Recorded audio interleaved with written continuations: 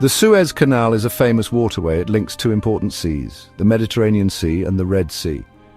This canal changed how ships travel. It made the world feel much smaller. For many years, it was a vital shortcut, a true achievement of its time. People everywhere knew of its creation. The idea to connect these seas was old. Ancient Egyptian pharaohs had similar dreams. They built smaller canals in the past. These linked the Nile River to the Red Sea. But a direct path was a bigger challenge. The Isthmus of Suez was a narrow land bridge. To cut through it was a monumental thought, a dream passed down through centuries. Ferdinand de Lesseps was a key figure. He was a determined French diplomat. He truly believed this canal could be built. In the middle of the 1800s, he began his quest. Egypt was then part of the Ottoman Empire. De Lesseps needed approval from its rulers. He also sought support from European powers. His vision was grand and ambitious. Getting the project started was very hard. Many people did not believe it was possible. They said the desert was too difficult. Some powerful countries also had concerns. Great Britain worried about its sea routes to India. They thought the canal might shift power. De Lesseps had to be a great persuader. He tirelessly promoted his grand idea. The land itself was a huge obstacle. The Isthmus of Suez was a barren desert. The sun blazed down with fierce heat. There was almost no fresh water available. Workers had to endure terrible conditions. This made the construction incredibly difficult. It was a constant battle against nature. The environment was harsh and unforgiving. In the early stages, work relied on forced labor. This system was known as the corvée. Tens of thousands of Egyptian peasants were drafted. They dug the sand with simple hand tools. Shovels and baskets were their main equipment. The human cost of this labor was immense. Many suffered from heat, thirst, and disease. This was a dark chapter in the canal's story. Ferdinand de Lesseps also faced money problems. The Suez Canal Company needed vast sums. Building such a massive project was very expensive. Political interference created more hurdles. Britain, for a time, actively opposed the canal. Other nations had their own strategic interests. De Lesseps had to navigate complex diplomacy. He fought for his canal on many fronts. Change became necessary for the project. The use of the corvée system drew criticism. It was condemned as cruel and inhumane. International pressure mounted to end it, so the company turned to mechanization. Steam-powered dredging machines were introduced. These new machines could dig much faster. They greatly reduced the need for manual labor.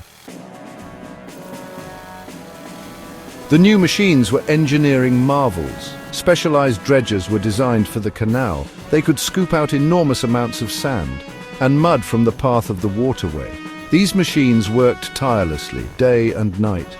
They steadily carved the channel through the desert, removing millions of cubic meters of earth. This mechanical power was revolutionary.